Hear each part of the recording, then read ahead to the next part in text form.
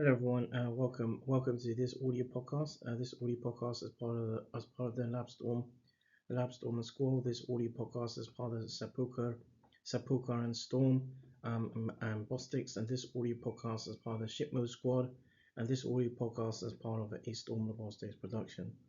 And through this audio podcast, I look at chronic illnesses. So MDTs or multidisciplinary teams have become more sort of aware of the challenges that young people face through chronic illnesses and real issues at the same time, which can be hidden but are heightened in are heightened sort of in through school or work and or through family or through isolation and or regression. Longitudinal and collaborative studies or investigations are required, however, to attain more understanding surrounding coping mechanistics or mechanisms in young people with chronic illnesses and debilitating illnesses and for example learning and around learning disabilities. Concerning coping with uh, with with illness related or regarding pain, some investigators have found that high stability of illness focused and negative emotional strategies in young people aged 7 to 12 years over a 9 month duration, but not of active strategies, um, have been have been have been evidence, but at the same time, whereas young people aged 13 years to 17 years had displayed some constancy of active coping strategies, but not for negative, negative, not for negative thinking and illness focused strategies. In some qualitative works which aim to learn from six chronically children and young people aged between 10 to 13 years of age, who are repeatedly hospitalized and look to identify how they cope and how healthcare professionals could assist them to cope with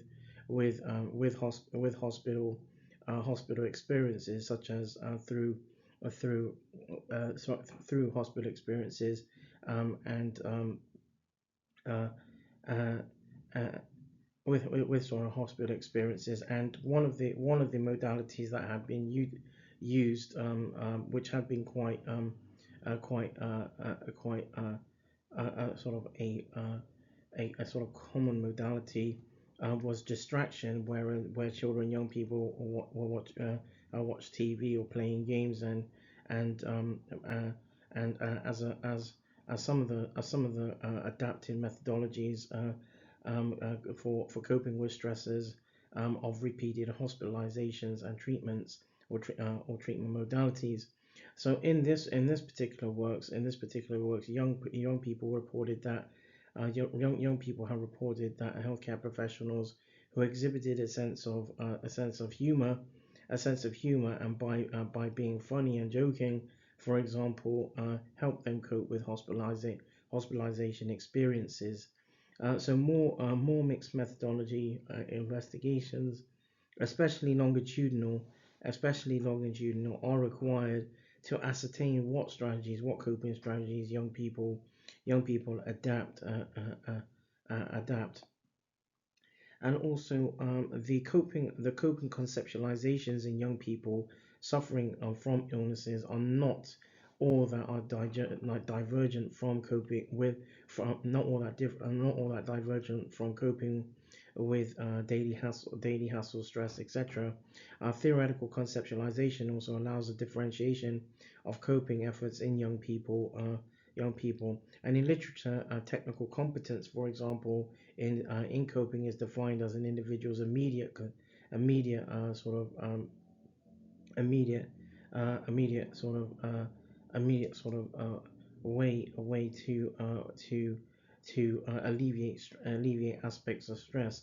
The immediate in around this, additionally, it is where evidence informs firstly the cognitive development of an individual of an